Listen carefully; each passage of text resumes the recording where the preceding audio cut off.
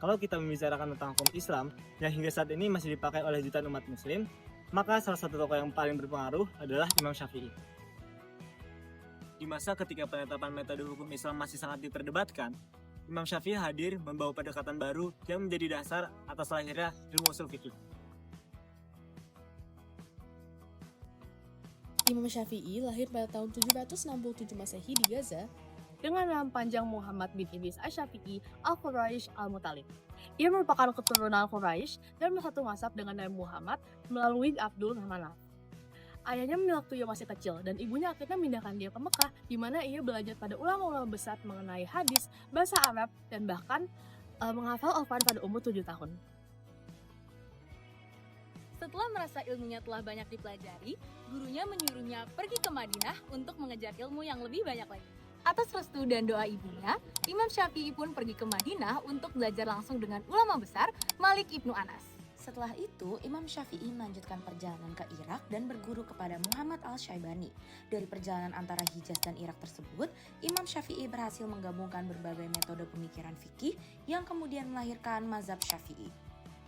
Ciri utama dari aliran fikih Imam Syafi'i adalah penggabungan antara al-ra'i dan al-hadis yang seimbang. Fase pengembangan pertama adalah qaul qadim atau pendapat lama di mana pemikiran beliau cenderung menggunakan ro'yu atau analogi, sebagaimana ulama-ulama di Irak. Kedua adalah qaul jadid atau pendapat baru di mana beliau merevisi beberapa pendapatnya setelah meneliti berbagai hadis serta kondisi masyarakat.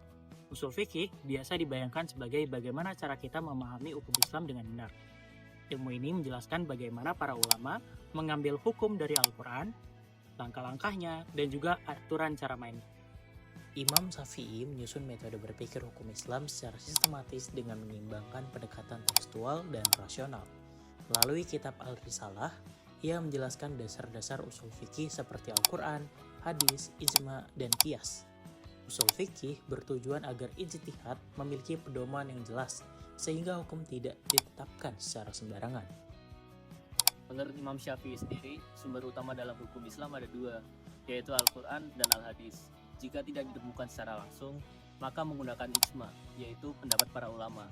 Dan jika masih tidak ditemukan, gunakanlah qiyas, yaitu analogi hukum. Mazhab Syafi'i tersebar di Indonesia melalui ulama awal dan juga pesantren, serta menjadi sumber rujukan bagi mayoritas umat di Indonesia karena pendekatan yang sistematis dan moderat. Pada hukum Islam modern, mazhab Syafi'i telah mendasari berbagai putusan pengadilan agama sejak tahun 1993 serta fatwa MUI terkait transaksi syariah korporat. Warisan Imam Syafi'i tetap relevan sebagai pedoman hukum Islam di Indonesia yang adaptif. Kesimpulan yang dapat kita ambil adalah Imam Syafi'i memiliki peran penting dalam membangun fondasi hukum Islam melalui penyusunan ilmu usul fikih yang terstruktur. Ia mampu menggabungkan pendekatan berbasis hadis dan rasio secara seimbang sehingga melahirkan metode penetapan hukum yang lebih moderat. Gagasannya yang tertuang dalam Al-Risalah menjadi pedoman utama bagi para ulama dalam berijtihad.